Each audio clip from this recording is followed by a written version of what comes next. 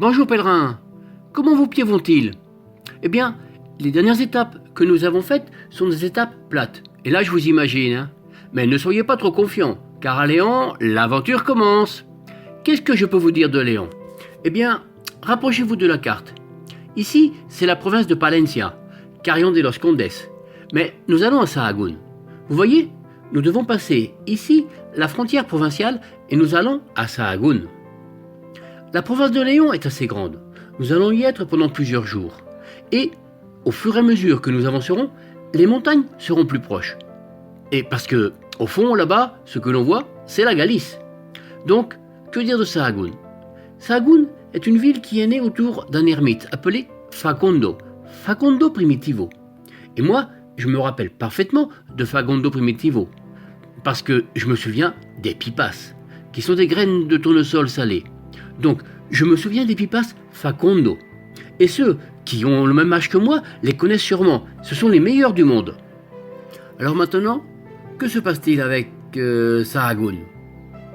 Eh bien, Sahagún était une ville importante pour l'influence de l'ordre de Cluny venu de France.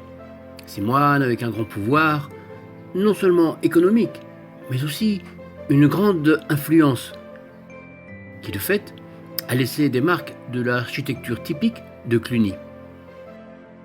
Et plus tard, sous l'influence d'Alphonse VI, qui accordait quelques privilèges à la ville, de telle sorte qu'elle a prospéré, et plutôt bien. Puis, la décadence est arrivée, malgré le chemin de Saint-Jacques qui passe par Sahagún et qui lui a donné un certain cachet, une certaine importance. Mais le deuxième amortissement de Mendizábal l'a fait chuter. Qu'y a-t-il pour voir? Eh bien, il y a des choses précieuses, mais je vous recommande de chercher la Vierge pèlerine dans une église, qui est la Vierge Marie, mais en pèlerine. Oui, habillée en jaquet, en pèlerin qui va à Saint-Jacques. Alors, nous allons positionner notre petite flèche de Carrión de los Condes à Sahagún. Bon courage, pèlerin, et une bonne étape. Sahagún est aujourd'hui l'un des points névralgiques du chemin de Saint-Jacques, dans la province de Léon, avec une population importante de plus de 2800 habitants, qui dispose de tous les services dont le pèlerin peut avoir besoin. Une municipalité de grandes racines historiques qui surprend le voyageur pour son complexe monumental d'une beauté impressionnante, monopolisé par l'architecture en briques, l'art mudéjar.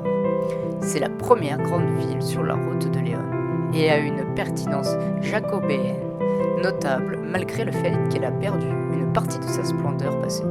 En plus d'être un point culminant de la voie française, c'est la ville qui la relie à la voie madrilène. Initialement appelée la ville de San Facundo, sa naissance est liée à l'apparition au IXe siècle, dans une zone de la rivière Sea, des reliques de San Facundo et San Primitivo, martyrisés en 180, et à la visite de la ville est recommandée dans le Codex Calixtinus du XIIe siècle. En ce lieu fut fondé le monastère dédié à San Facundo, qui, par dérivation, devint Sahagún, qui serait à l'origine du monastère de Saint-Benoît. Il fut consolidé au XIe siècle avec l'arrivée de l'ordre de Cluny et l'octroi de la juridiction à la ville par l'ordre d'Alphonse VI de Léon. Sahagún a gagné en importance avec l'impulsion donnée au chemin de Saint-Jacques, avec l'introduction de la péninsule de rites et usages de Cluny, à l'opposé de Visigoths, qui ont conduit à une augmentation du commerce et étendu l'influence de la ville sur une vaste zone géographique.